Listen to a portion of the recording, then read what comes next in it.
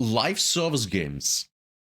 I originally intended this game to be only about the live service games of the it released since 2024. And as the German I am, I made a list. I made the list.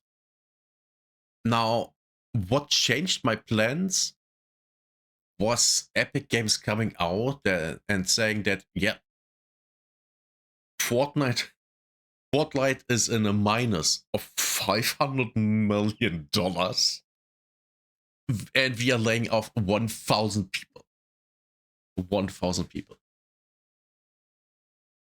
That's what changed it. Now, this is more of an what the hell is going on? And we gonna look at some things. One of the things will be the list. And here it is. Sorry for the flashbang. But I have no idea how to make this not look like that. So, this is the list. You're gonna scroll down. You can look at the names. You can pause it. And then we look at the numbers. Like you can see, there's a lot of games. I took a look at all the games, no matter where they came out. PC, mobile, consoles. And with consoles, I basically mean PlayStation.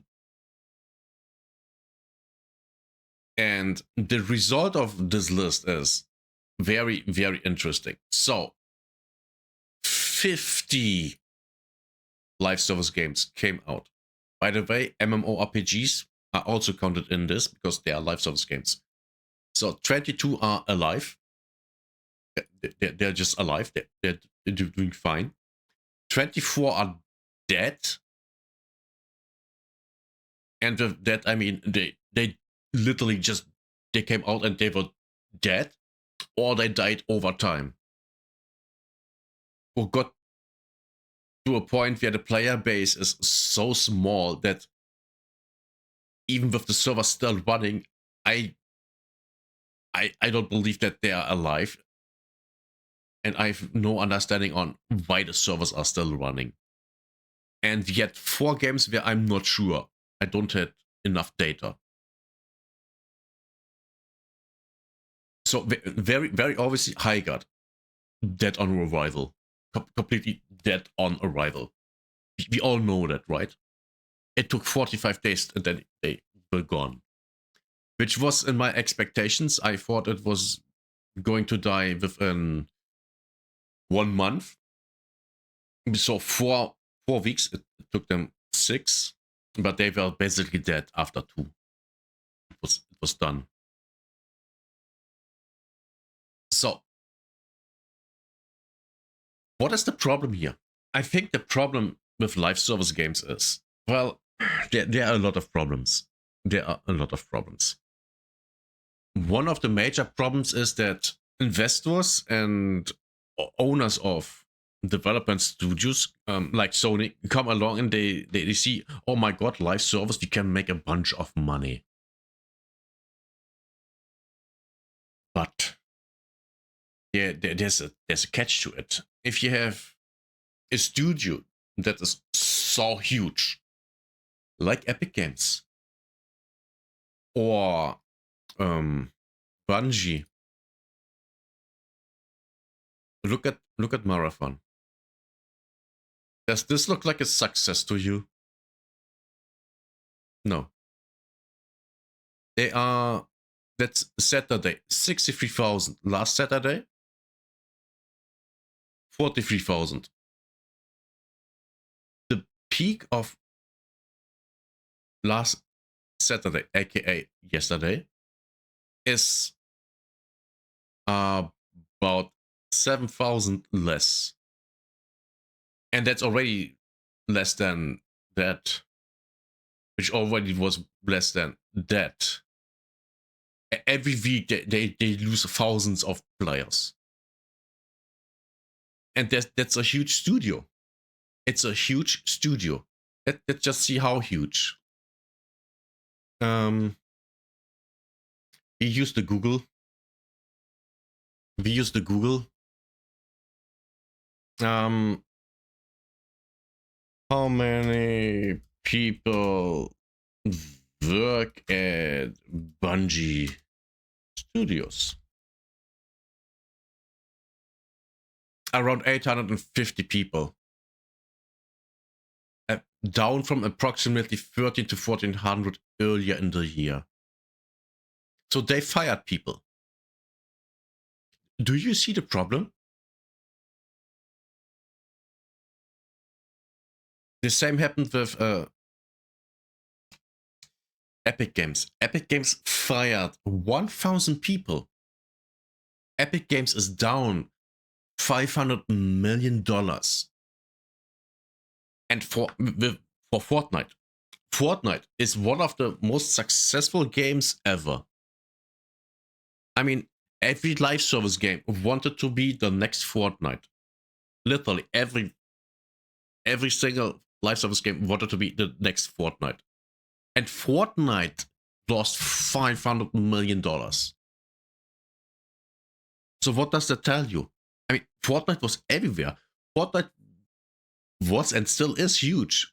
I mean, they are losing players. I mean, obviously. That's just what happens over time.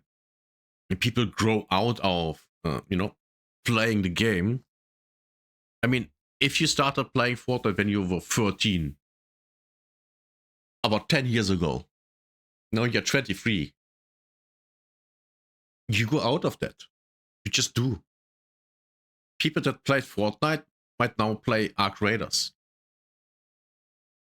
It's very, very simple. Very, very simple. So you have to have a static flux of people coming into the game while other people leaving. And then you have to have those new people also pay money for, whatever you sell them. And the thing is, if you have a studio that's this big, you have to have way more people then. And here it comes. Where is it? You might have already known this. Let's go with 3 months. This is sustainable. Why is it sustainable? Well,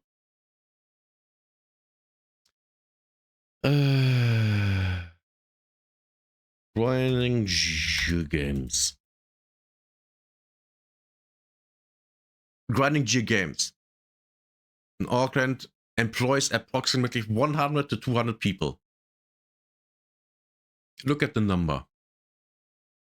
Look at the number.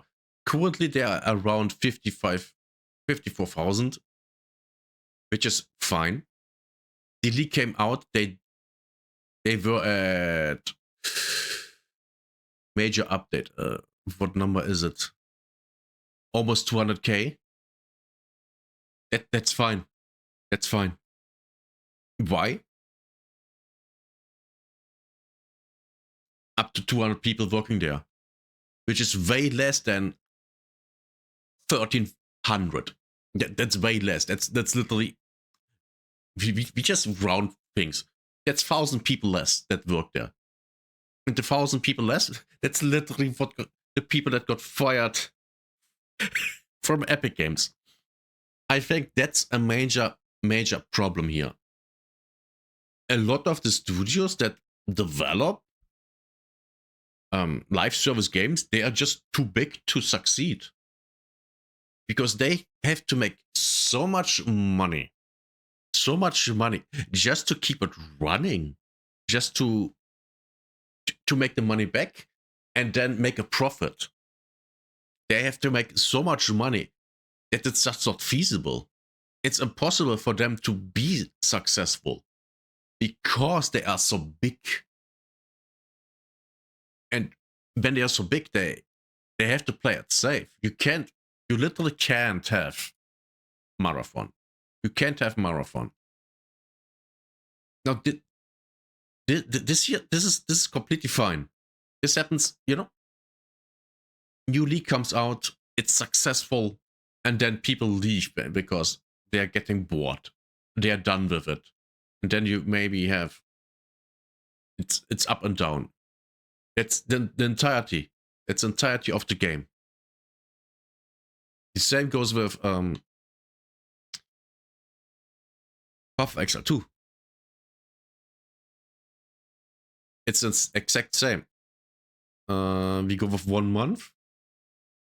I mean, the players now are really, really low. 3 months, 6 months. Here, major update. A lot of people played it. Almost 300,000 people. And then it dwindled down. Why? Because people are done with the content. They're bored and they're leaving. 1 year. Do you see this? It's the exact same thing we see in Path of Exile 1. Why? Because it's the same developer. They have the same rhythm of content. This is success.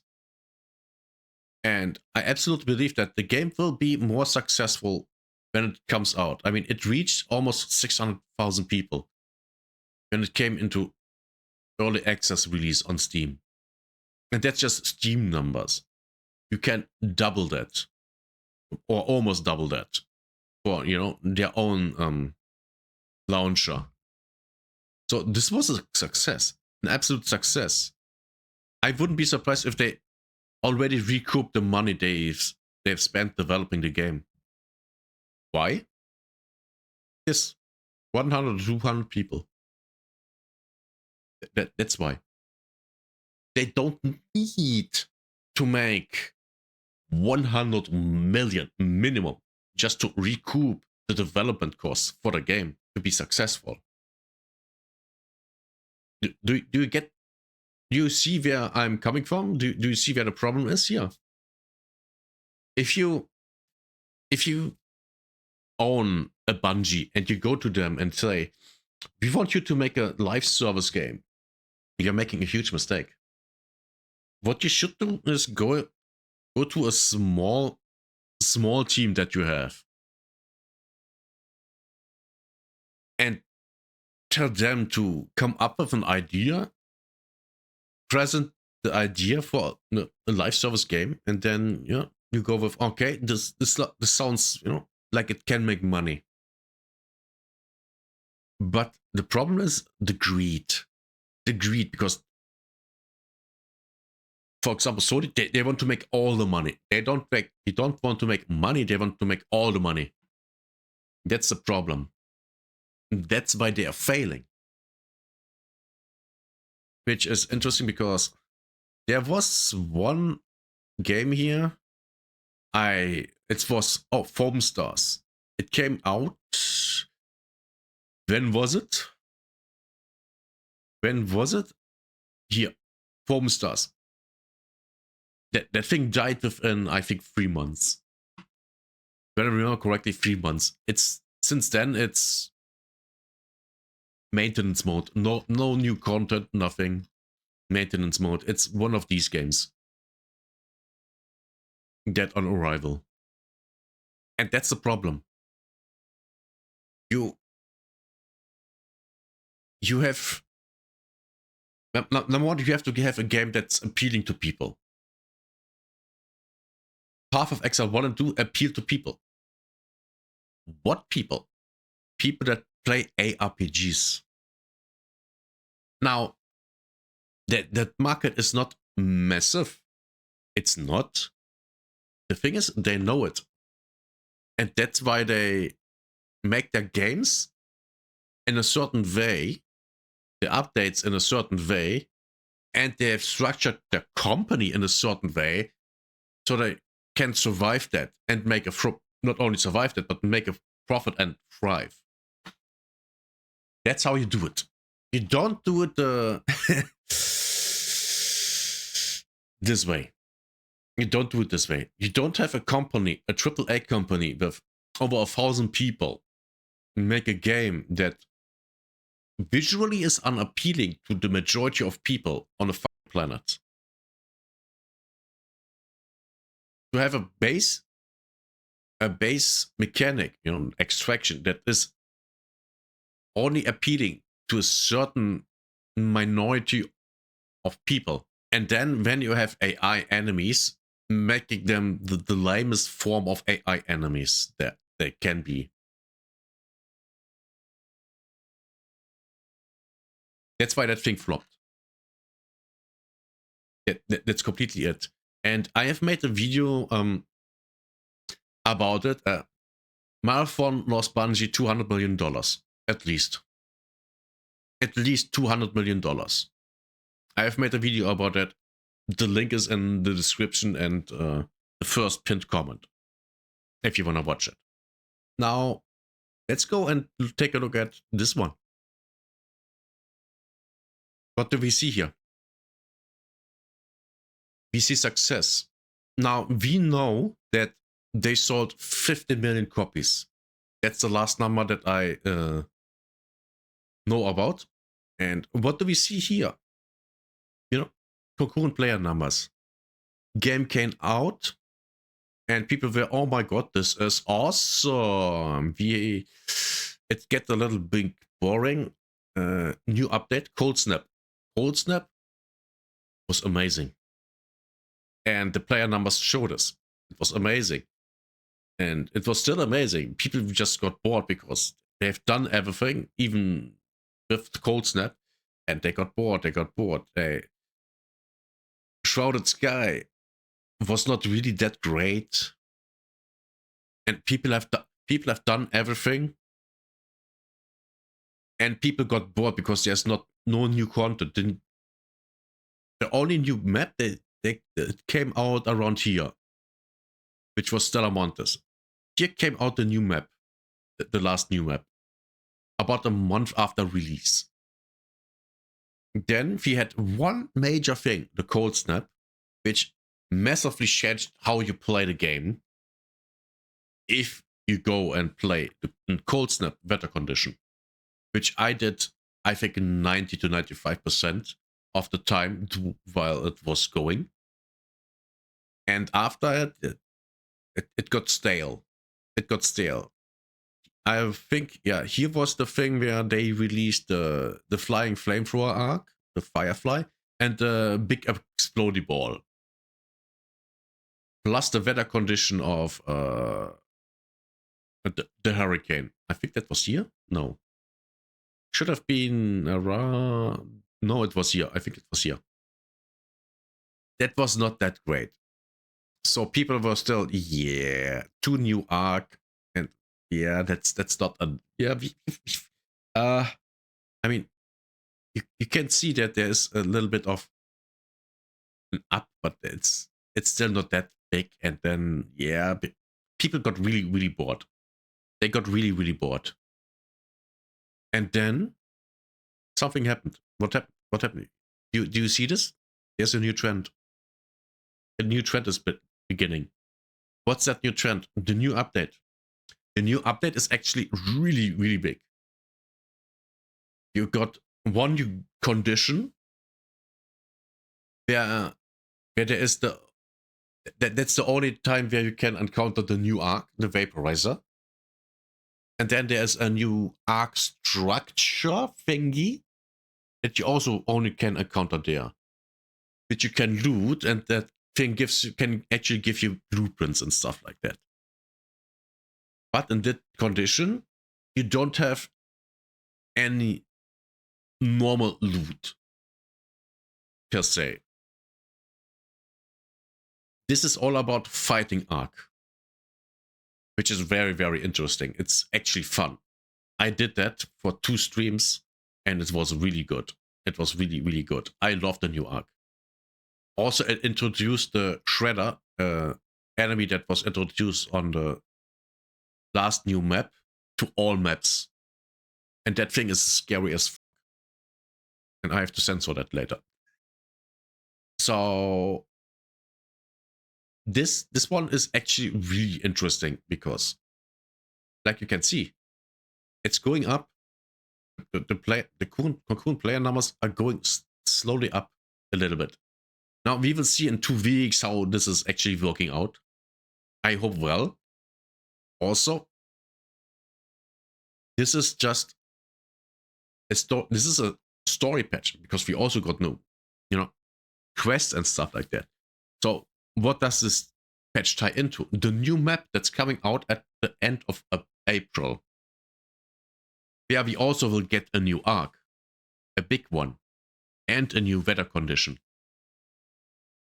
So you got a good patch that's leading up to an even better patch.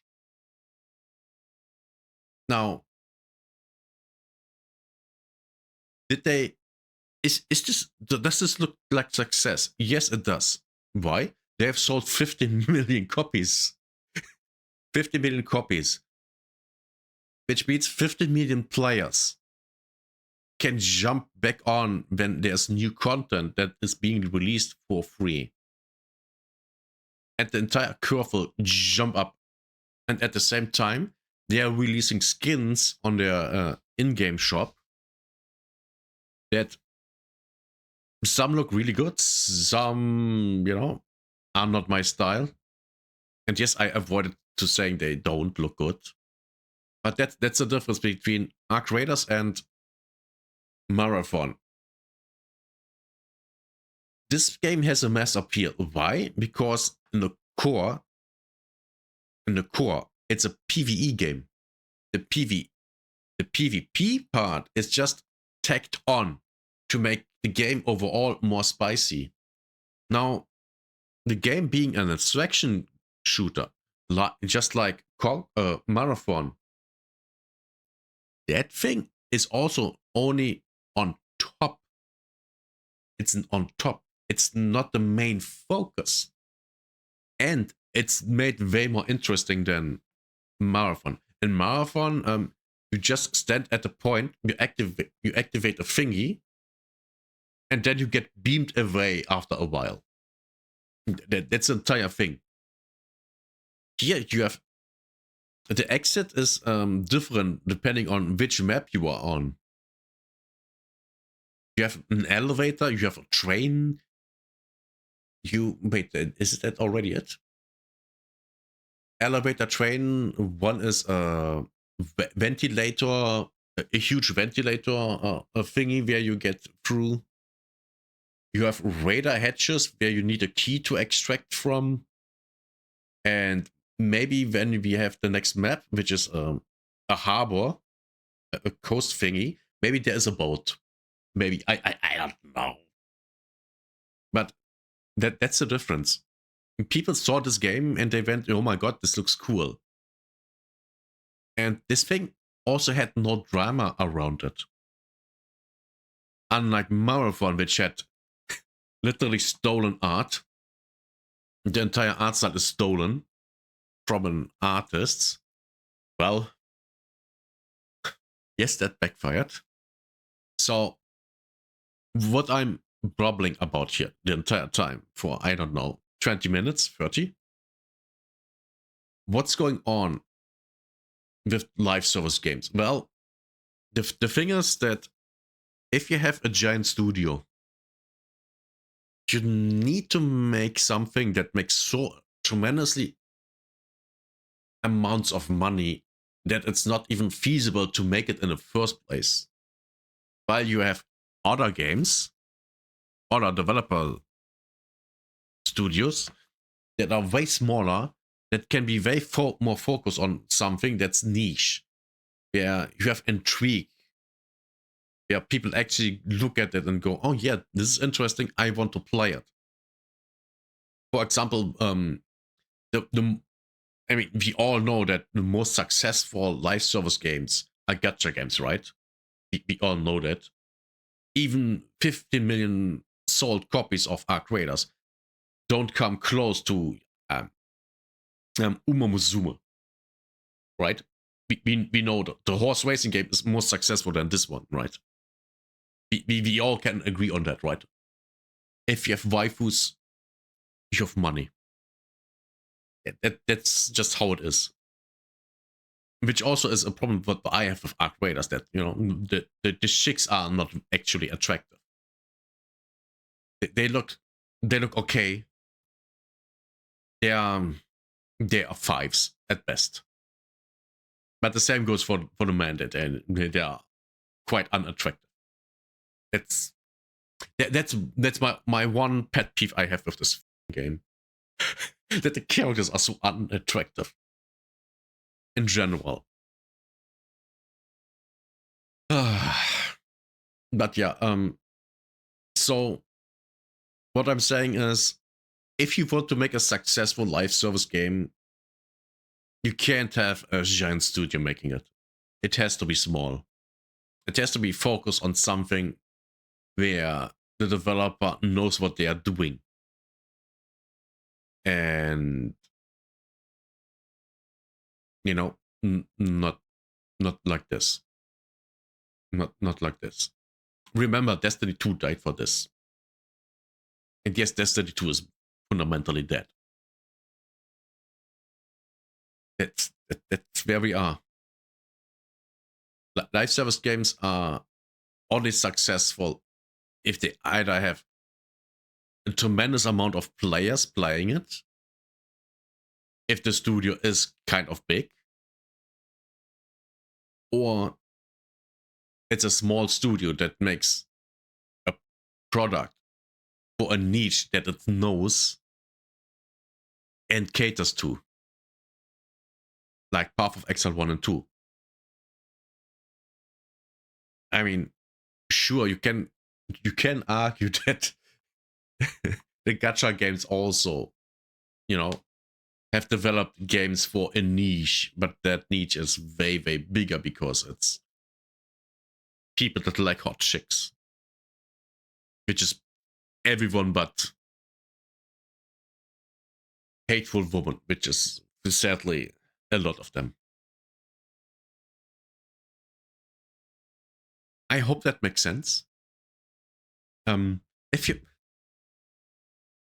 number one, let me know what you think in the comments. And then, if you like this video, consider subscribing, because it's on YouTube and Rumble. Subscribe, like, and see you next time. Bye-bye.